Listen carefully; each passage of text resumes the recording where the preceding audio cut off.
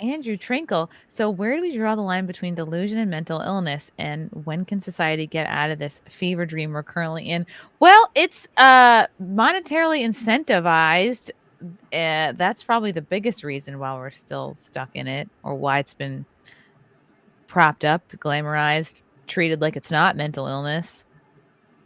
Yeah, really. I mean, that's fundamentally that's what it is. It's like people ask when all this nutty nonsense is going to end, and the truth is, like, it's financially incentivized through these sort of these like trusts and so forth. You know, I just referenced earlier ESG, right? This is why people hear the phrase "get woke, go broke." I'm a strong proponent of the opposite. I think it's actually the companies go broke and then they get woke to try and get that ESG money. It's kind of reversed. And then later on, they, you know, in the process, they alienate their original fan base. And what it kind of comes back to the comic that I'm doing, honestly, is this has kind of happened in the comic industry. They were going broke. Wow. They went really, really woke to try and compensate for it. And now they are about to croak. What do you think of the Budweiser thing then? Because I know about the SEG CEI stuff because I was researching Dylan Mulvaney and I wanted to know why they were propping him up, and I found out why. TLDR, BlackRock and Vanguard is why, because they'll crash their stock otherwise and not give them their gay report card points for their social credit and such.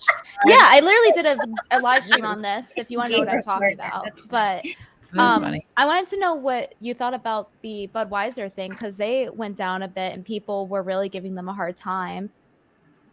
They were that actually kind of is in line with that. I think is Bud Light was struggling a little bit even before this, right?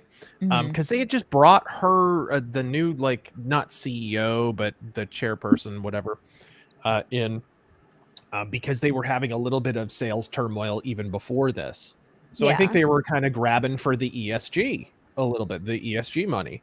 I think it's Big Spike Seltzer that is their biggest competition, because, like, who was drinking Bud Light? Chicks and, like, guys that want to lose weight.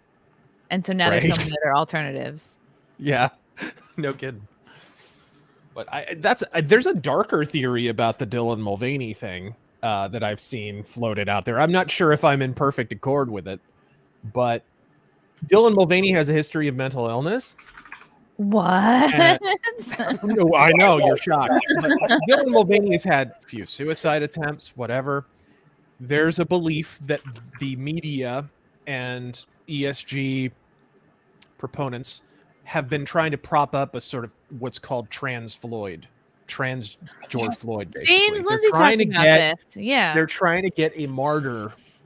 So if they get people mad enough at Dylan Mulvaney, maybe some nut job tries to take him out, or he, unfortunately, a guy with a history of mental illness, does harm to himself. I don't hope for that, but that's kind of a darker theory. I'm not sure if I subscribe to it, but it is an interesting thought that they kind of pick this guy specifically.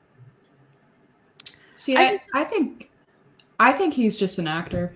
I think honestly, I think the day one of Girlhood was a skit and people took it seriously. And like, so he just started running with it, because if you go back in his TikTok, it's really clear that he tried for a really long time to like get eyes on him and get attention. He was trying all kinds of different things, and he went from just kind of being flamboyantly gay to non-binary. Here because she knows all about that, all these different things, all this different spaghetti he was trying to throw at the wall. It was day one of non-binary hood, day one of working at Foot Locker. I guess he just, I don't know about that, but he tried all these different things.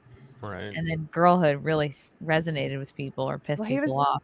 Very dramatic and charismatic and stuff, and I think they may have tried that first with Jeffrey Marsh, and that didn't turn out very well. He was too, and because it was along the same time frame, you know. And then Dylan popped up out of nowhere, and then you see him everywhere now.